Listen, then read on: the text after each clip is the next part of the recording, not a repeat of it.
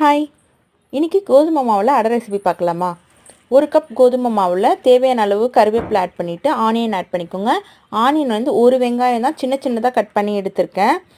அது கூட வந்து காஞ்ச மிளகா நான் ஆட் பண்ணியிருக்கேன். ஒரு காஞ்ச மிளகாவை சின்ன சின்னதாக கட் பண்ணி ஆட் பண்ணியிருக்கேன். பச்சை மிளகா ஆட் பண்ணாலும் சூப்பராக இருக்கும். வீட்டிலையே இருந்தது ஃப்ரெஷ்ஷாக இருந்த முருங்கைக்கீரை கொஞ்சம் ஆட் பண்ணியிருக்கேன். முருங்கைக்கீரை இல்லைன்னா அரைக்கீரை போட்டுக்கலாம். அரைக்கீரையும் இல்லைன்னா கீரை இல்லாமலும் இந்த ரெசிபி செய்யலாம். தேவையான அளவு உப்பு ஆட் பண்ணிக்கோங்க.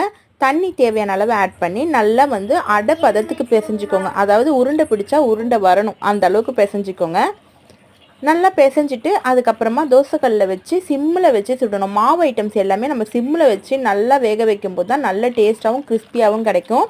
ஆயில் வேணும்னா கம்மியாக ஊற்றிக்கோங்க. அப்படி இல்லைன்னா ஆயில் ஊற்றாமல் ஸ்டீம் பண்ணி, அதாவது மேலே ஒரு மூடி போட்டு வேக வச்சு எடுக்கலாம். ஆப்பம்லாம் செய்வோம் இல்லையா, அந்த மாதிரி வேக வச்சும் எடுக்கலாம். சிம்மில் வைக்கும்போது நல்லாவே வெந்து வந்துடும். நான் ஒரு ஸ்பூன் ஆயில் போட்டு அதில் வந்து இந்த அடையை தட்டுறேன். தண்ணி தொட்டு கொஞ்சம் கொஞ்சமாக தட்டும்போது நல்ல ரவுண்ட் ஷேப்பில் கிடைக்கும்.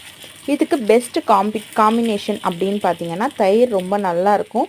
வீட்டில் செய்கிற எந்த சைட் டிஷ்ஷும் நீங்கள் ஊற்றி சாப்பிட்லாம். நான் வந்து ஒரு நாளும் வெயிட் லாஸ் பண்ணணும் அப்படின்னு நினைக்கும் போது என்ன சாப்பிட்றதுன்னு யோசிக்கிறதே எனக்கு பெரும் வேலையாக இருக்குங்க.